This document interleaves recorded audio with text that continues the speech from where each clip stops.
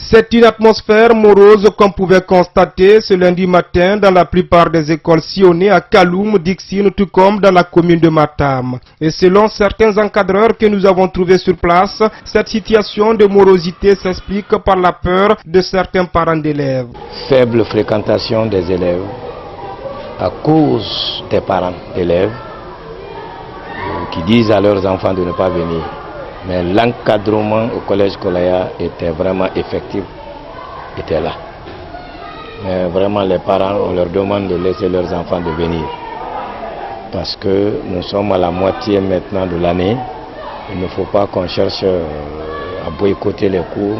Des salles de classe vides ou presque, en tout cas des élèves ne se sont pas mobilisés massivement, même si certains disent avoir suivi des cours. On a fait les cours bien. Il y avait, les professeurs sont venus, mais il n'y avait pas beaucoup d'élèves. Pendant ce temps, certains syndicalistes du SLEG, version Aboubakar Souma, considèrent cette atmosphère de morosité comme la réussite de la grève lancée par leur plateforme syndicale. Le Kassa à Yomou, partout, le modèle de grève du SLEG, version Aboubakar Souma, est maîtrisé à la lettre.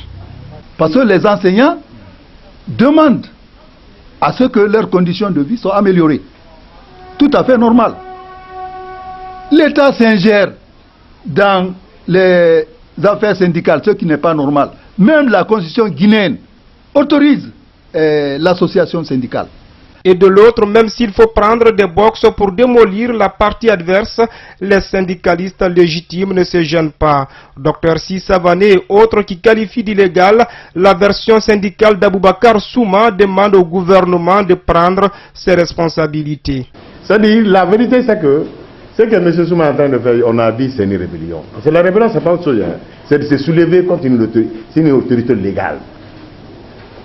Ok? Le SLEG dont on parle, vous n'avez pas dit SLEG version Souma. Il n'y en a qu'un seul SLEG. Hein. C'est le SLEG dirigé par Dr Sissavané. On fait fi des textes, on fait fi des lois. N'importe qui peut venir dans ce pays faire ce qu'il veut et on le regarde faire. C'est un manque d'autorité dans ce pays. Un manque d'autorité. Je m'adresse aux autorités de la Guinée. Je fustige leur façon de faire. Parce que quelqu'un qui est hors la loi doit être sanctionné par la loi. Mais il continue à faire ce qu'il a à faire hors la loi. Les autorités sont là, le regardent faire, personne ne fait rien. Il reste à savoir si les écoles resteront paralysées les jours à venir.